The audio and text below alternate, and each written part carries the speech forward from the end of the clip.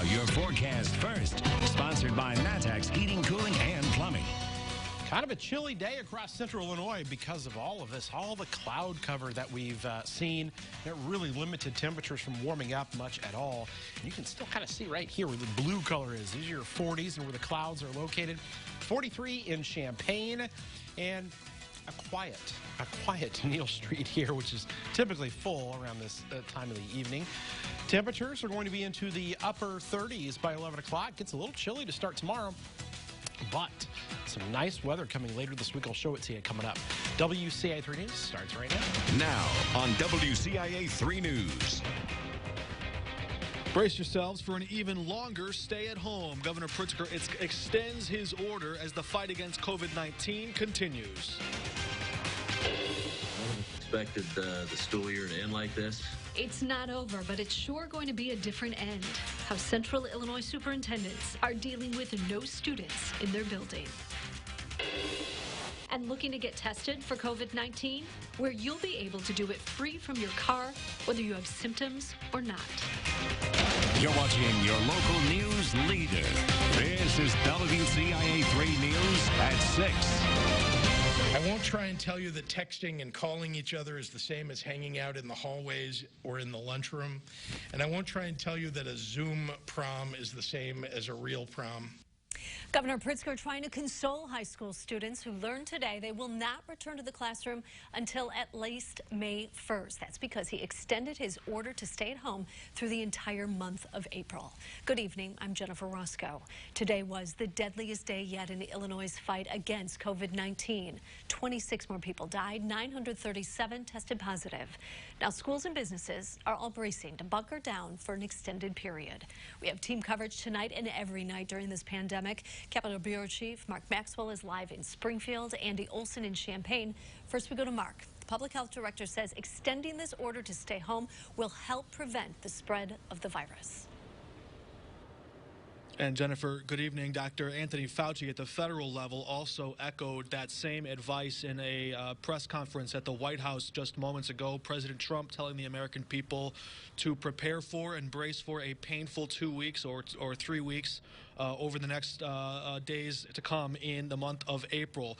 The state and federal guidelines are now both aligned together on the same schedule. The Trump and Pritzker administrations both telling people in Illinois to stay home and keep their social distance when they do go to the grocery store or to their essential place of business through the end of April. That's a sobering bit of news to business owners who are already wondering how they might make payroll through April 7th. That was the original date where Governor Pritzker's order to stay at home would end. The governor had already taken some heat from Republicans or business groups who were itching to get back to work and wanted to reopen parts of the state for business if their infection rates remained relatively low. But the governor stressed this virus is still actively spreading throughout the state.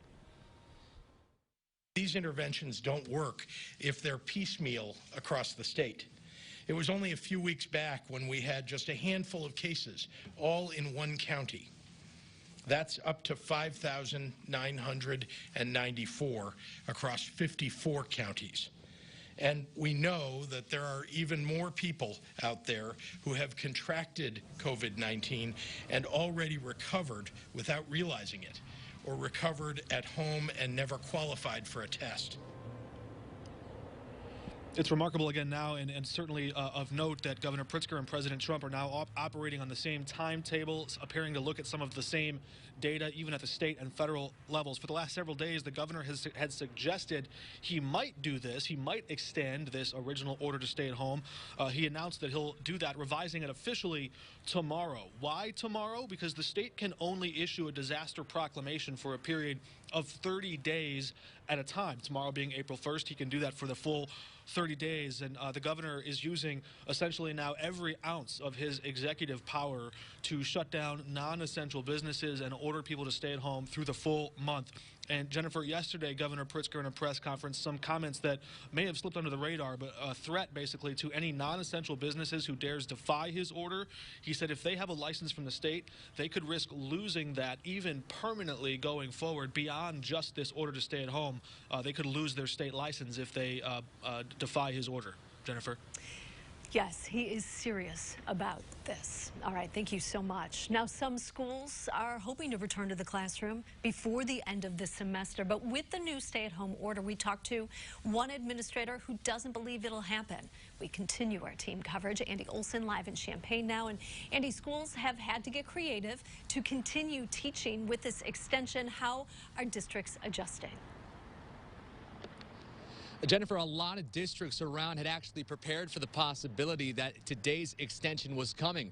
For districts like here in Champaign, they're ready to fully embrace learning online.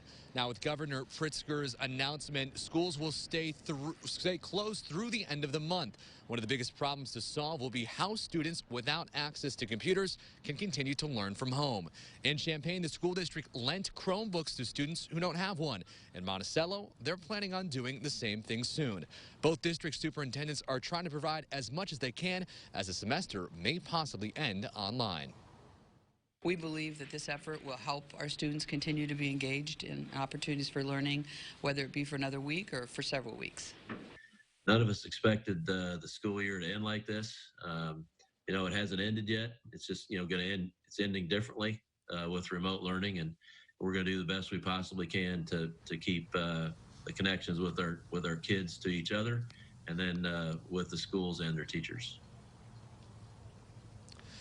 Monticello Superintendent Vic Zimmerman also says even though the closing only runs through the end of April, none of them are anticipating being able to finish the year in actual classrooms.